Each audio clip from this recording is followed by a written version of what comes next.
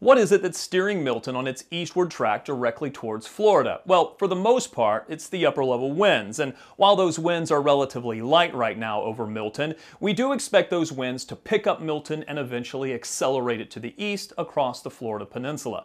But there's another factor as well, which will keep Milton from moving as far north as, say, Helene did, and it's this stalled out frontal boundary. That'll keep Milton from nudging farther to the north. And on this eastward track, you may think that's a little bit odd, considering most of the Atlantic hurricanes move from east to west. Those are steered by the Bermuda High, and in the Gulf of Mexico, Milton is not feeling the effects. Milton is a dangerous Category 4 hurricane just north of the Yucatan Peninsula. Even though Milton is forecast to slightly come down in intensity over the next few days, it does not lessen the impacts as a major hurricane will make landfall along Florida's west coast late Wednesday night into early Thursday morning. Milton's wind field is expected to grow in size, so impacts will be felt well outside the cone. That is why watches and warnings are in effect for almost the entire state of Florida and some of the southeast coast. Outer rain bands from Milton will move in Tuesday night, and tropical storm force winds could arrive as early as Wednesday morning along Florida's west coast. So Tuesday is the last day to prepare. Heavy rain will lead to flash flooding, with the highest flood risk just north of where the storm makes landfall. Extreme, catastrophic, life-threatening are all words being used to describe the potential storm surge along Florida's west coast where Milton will make landfall. Water levels could reach 10 to 15 feet above the ground if peak surge occurs during high tide. You cannot survive that. Remember, storm surge is not just a coastal threat, as water can travel several miles inland. Bottom line, if told to evacuate, please do so ASAP. Milton's heavy rain will also add to the flooding potential Wednesday and Thursday. Rain totals will vary widely across the state. 5 to 12 inches will be possible with some isolated higher totals across north central Florida. This will likely lead to flash flooding, with the highest threat from Orlando to Tampa. Major Hurricane Milton's wind field is expected to grow in size before making landfall along Florida's west coast late Wednesday night into early Thursday morning. That means impacts will be felt far away from the center of the storm. Tropical storm force winds will likely arrive Wednesday morning or Wednesday afternoon along Florida's west coast, reaching the east coast by Wednesday night. Milton is expected to maintain its hurricane status as it crosses the entire state, putting more people at risk for property damage and power outages. Isolated tornadoes will also be possible across central and south Florida Wednesday into Thursday as the rain bands from Milton move across the state.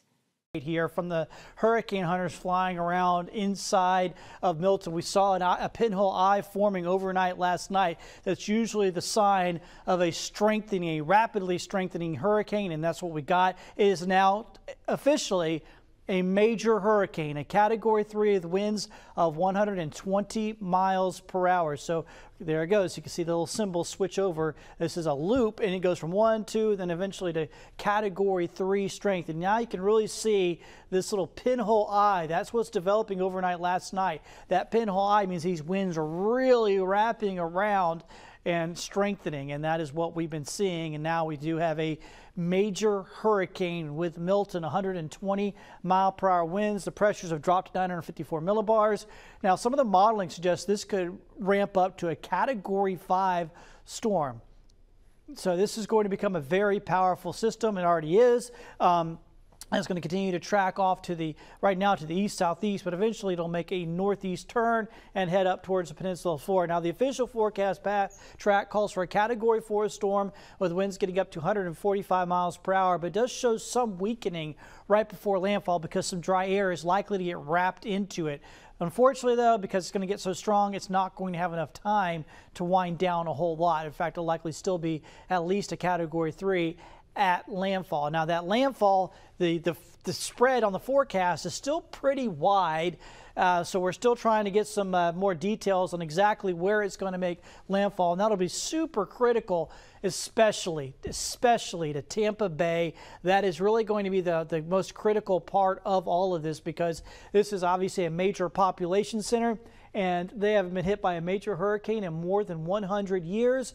And the possibilities of the storm surge in Tampa Bay are pretty epic with this storm.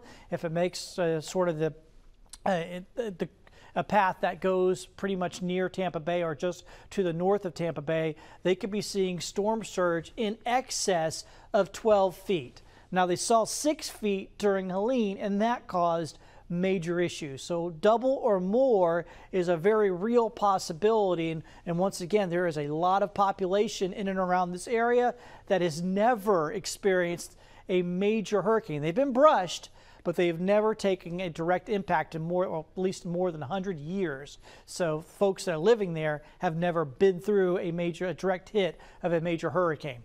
High rip current risk, that's the only impacts that we'll see a part of the northern Gulf Coast. This front right here, that's going to be pushing on past us later on today. That is what's going to protect us from the storm. The storm can't jump over that cold front, so there's no way it makes a big turn to the north and heads towards us. That will not happen.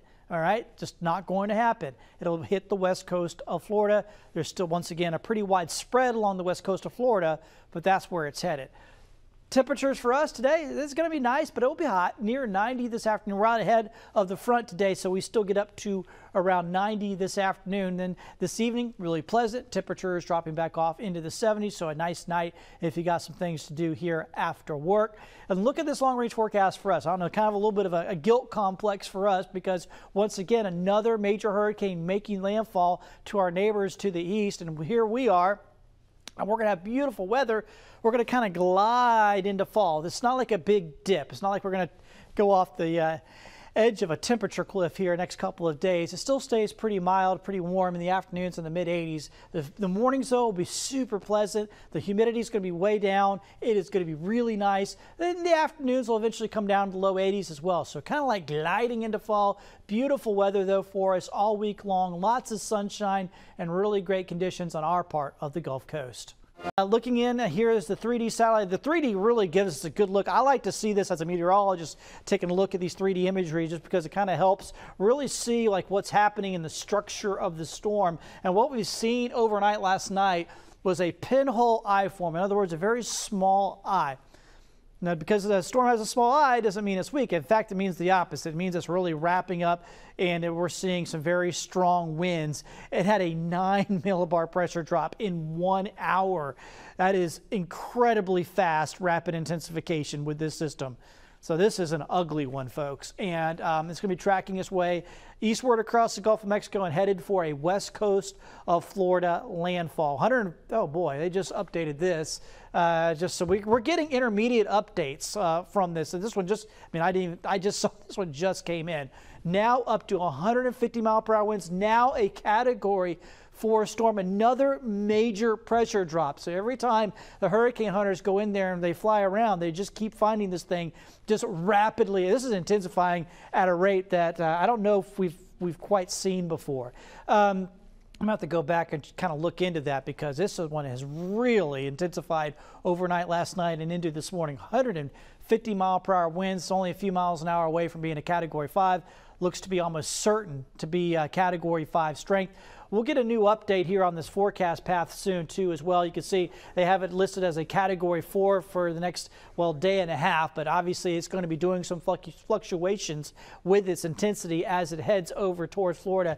There is some hope of some weakening, though, before landfall, but if it's a powerful Category 5, before, just a little ways out, then it's not going to have a whole lot of time to weaken. Let's go ahead and check out one of the models. This is our IBM graph model. It's done really well with the forecast path of the last several storms. So that's why we're going to continue to show this one. This shows Thursday morning headed for a west coast of Florida landfall. Something critical to note here, what we're seeing, we've been seeing this in a lot of the modeling, is dry air getting wrapped into the storm. So that's why the Hurricane Center does have it weakening somewhat before landfall. The problem is it's probably not going to make a whole lot of difference because this storm is going to be very powerful. It's also going to be having a very large storm surge with it. Now, the storm surge is going to be probably something of historic levels here for the west coast of Florida, and it's going to be super critical exactly where it makes landfall.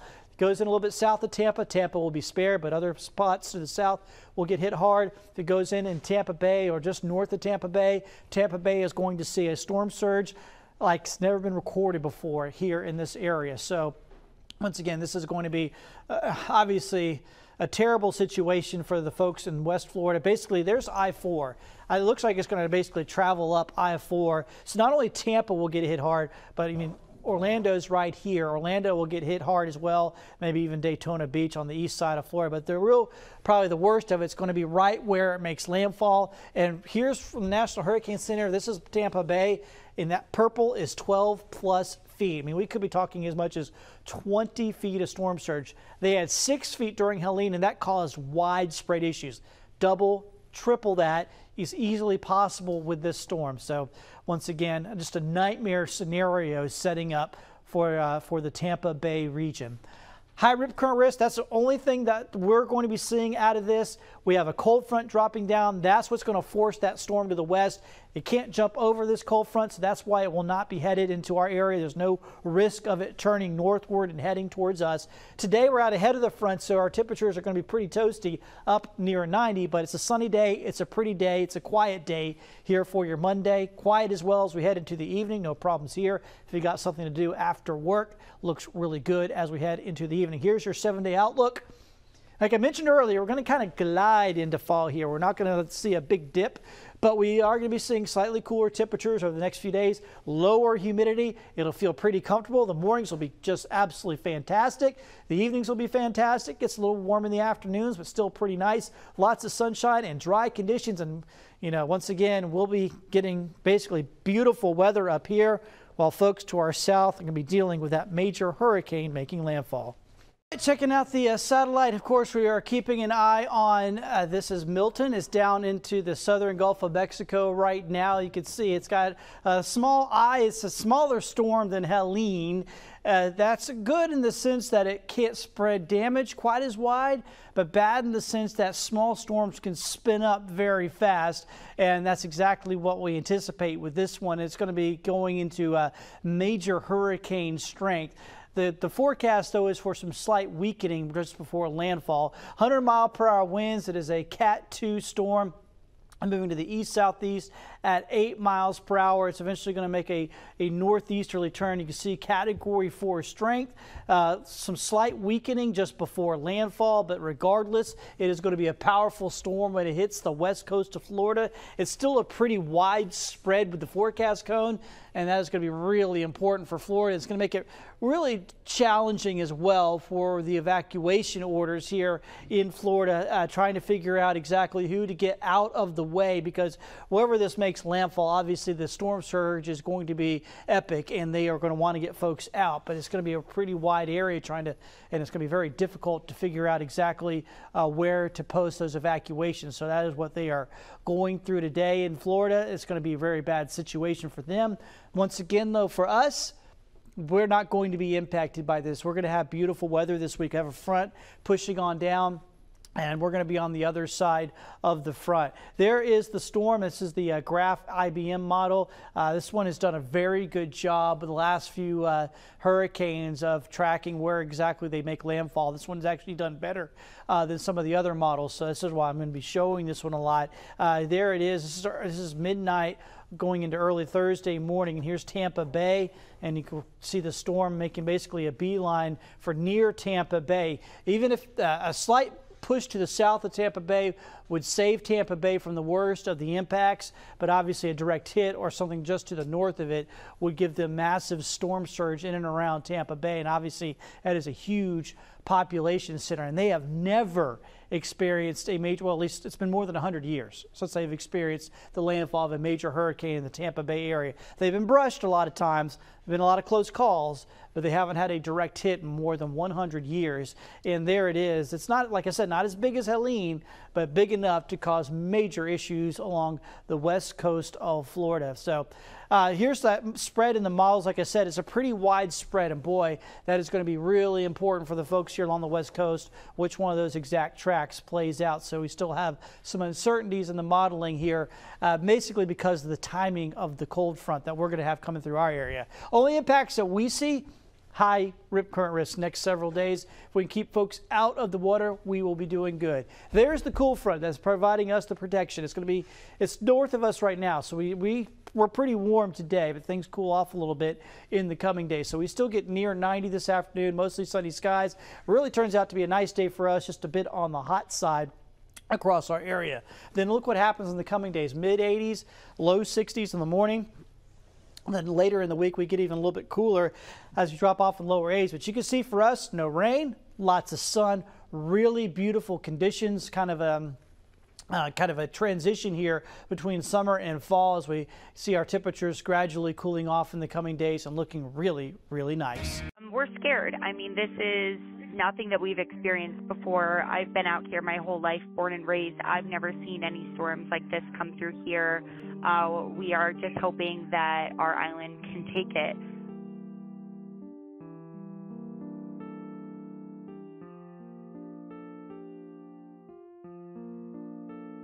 $30 Everything we have left is in 2 cars. Now we have Milton headed our way.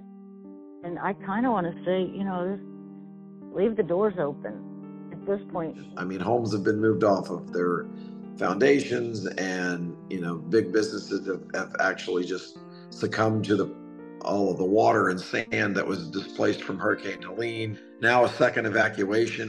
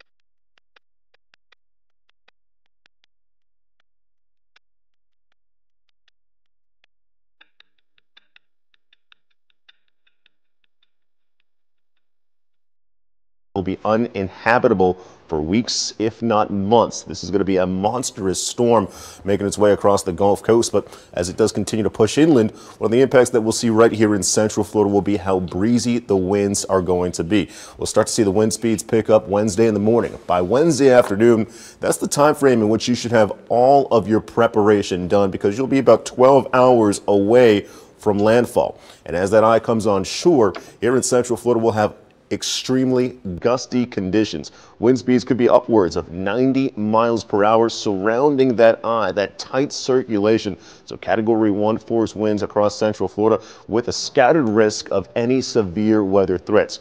We're likely not going to be in that front right quadrant, the dirty side of the hurricane, but regardless, those outer bands could possibly cause some spin-ups, so something that we'll be watching out for there. And of course, our southern areas will see immense rainfall, 4 to 8 inches, and out towards the north, even more rain. We could possibly double that with 8 to 12 inches of precipitation on the way. So flooding is going to be a major concern. In fact, all across Central Florida, we are under a flood watch, and all of our counties do show that immense risk for any possible flooding going on. But I do believe that the wind and the combination of the rain will be our greatest impacts. And on the back end of Milton pushing off into the Atlantic, that eastern coast, we'll see the chance for the storm surge to continue to rise. Coastal flooding is going to be an issue for Flagler and Volusia counties. We'll walk you through this, though.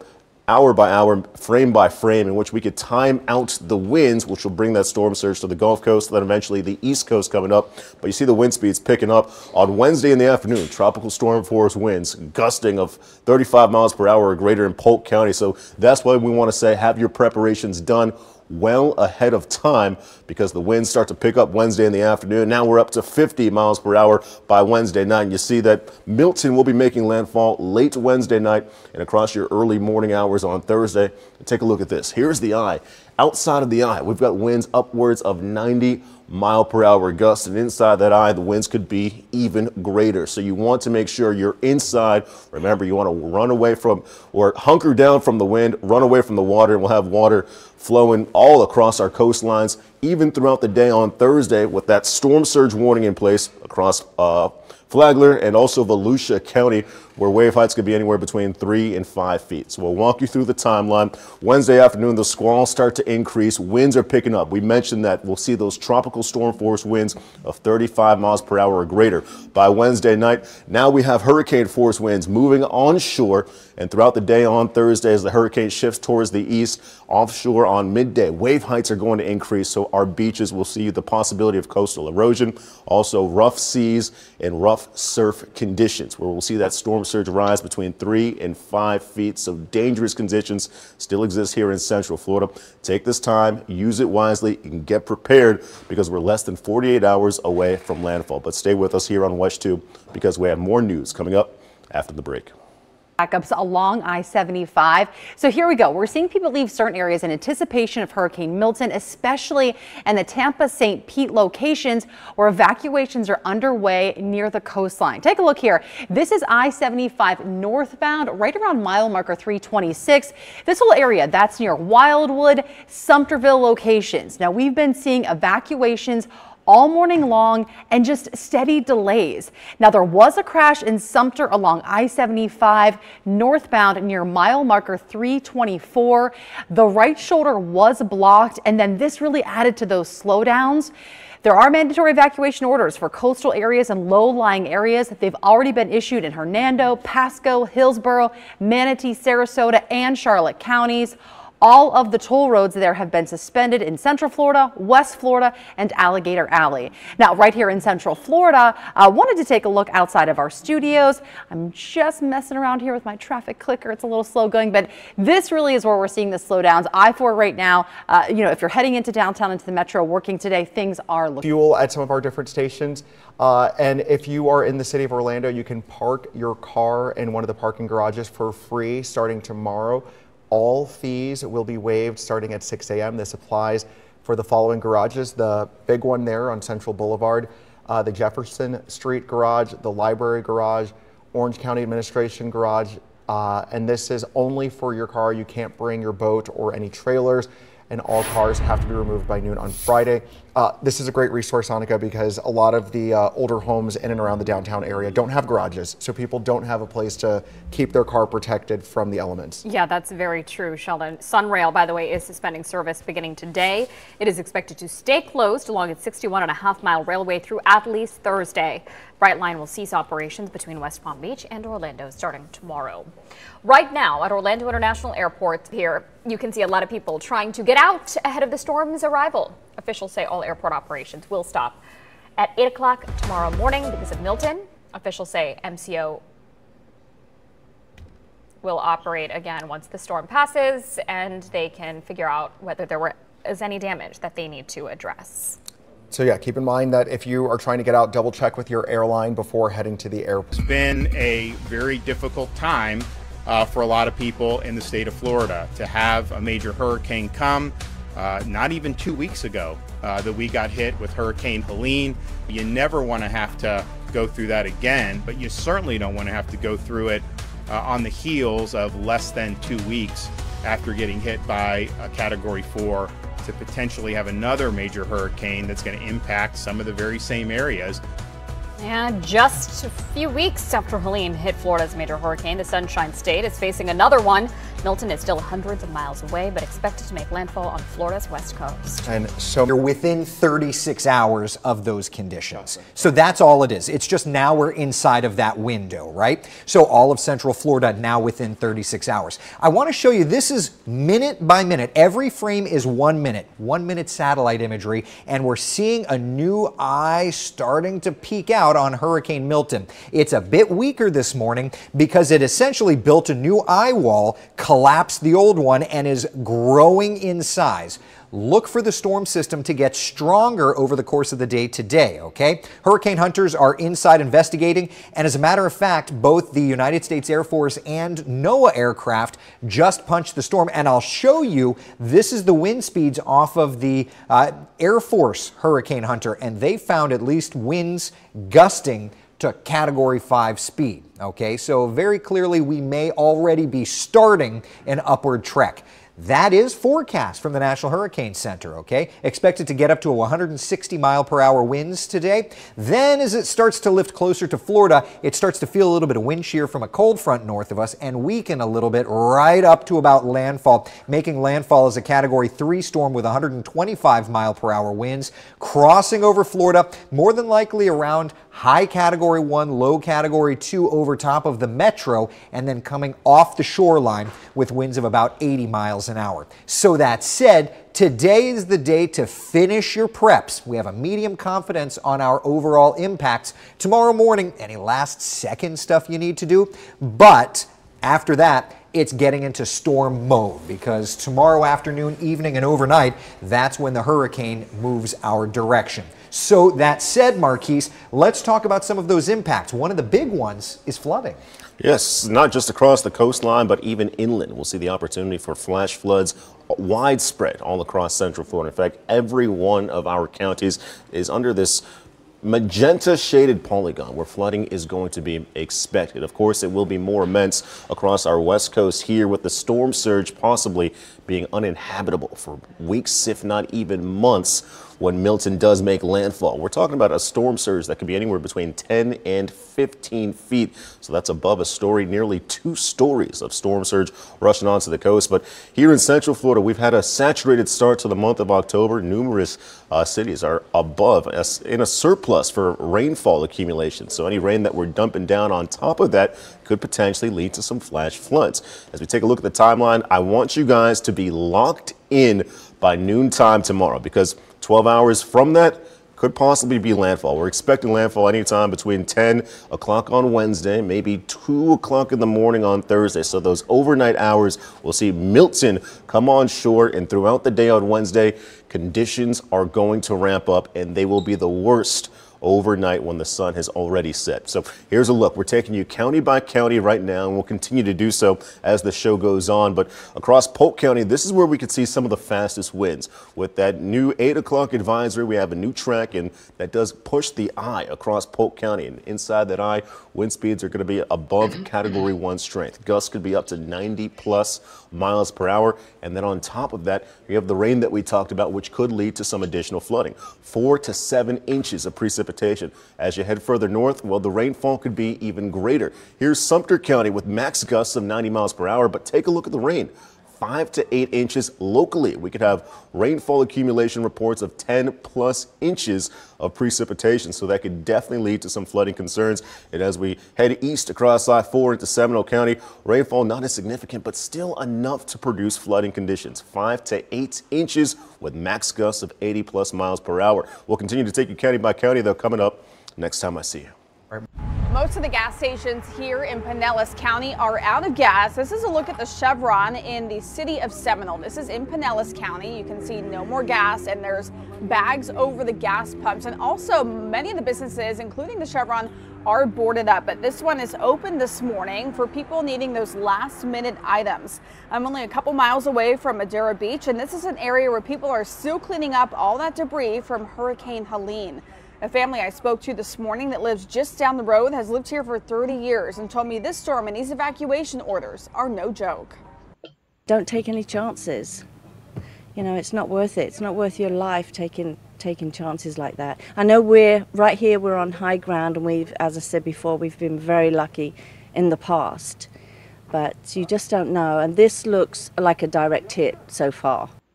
A struggle for many people evacuating right now is that all the hotels in Tampa Bay are booked. The family I spoke to said they're likely going to ride out the storm in Atlanta and then come back after it passes. The Pinellas County Sheriff's Office says that everyone must be off the barrier islands by 7 o'clock tonight. The owner of this gas station tells me he'll be open until 5 o'clock for those last-minute supplies. Reporting in Pinellas County, Megan Mackey, West 2 News.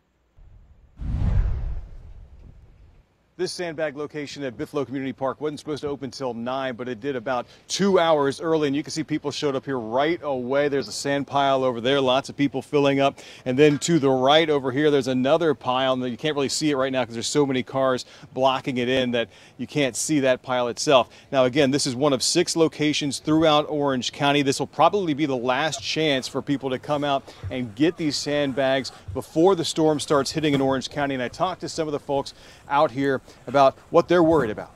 I mean, it's just one of the biggest storms I've ever seen, but what I know is that God is good and he's in control and sovereign, and honestly, as looking at this being the perfect storm, it's like, man, there's only one place I can go and it's the Lord. So I'm learning how not to be worried, but yeah, apart from that, worried for, I think just personally for flooding and all that, but definitely for family and friends too. Again, Orange County has 6 places where you can fill up bags today. They are here at Bithlo Community Park, at Barnett Park, Clarcona Horse Park, Downey Park, Meadow Woods Recreation Center, and the West Orange Recreation Center. These are set to close at 7 o'clock tonight unless the weather gets too bad. They might have to shut them down early. And a piece of advice, you might want to bring a shovel out here because while there are a few out here, they do get caught up pretty quickly by people showing up to fill up their bags. So if you have your own, that'll make it a little bit easier. Reporting in Bithlo, Bob Hazen, West 2 News. Right, there are several sandbag sites that are set up all across our central Florida counties. In Brevard County, the sandbag locations will be open until 6 this evening. In Titusville, on Merritt Island, in Melbourne, and Palm Bay. And in Lake County, there are sandbag locations in Sorrento, Umatilla, Clermont, and Tavares that will be open until 7 p.m. In Seminole County, we've got sites in Sanford, Altamont Springs, Lake Mary, and Oviedo. All of these sites have different hours. We've got a full list of all of these locations and all the details scrolling right now at the bottom of your screen. You can also find them right now on wesh.com.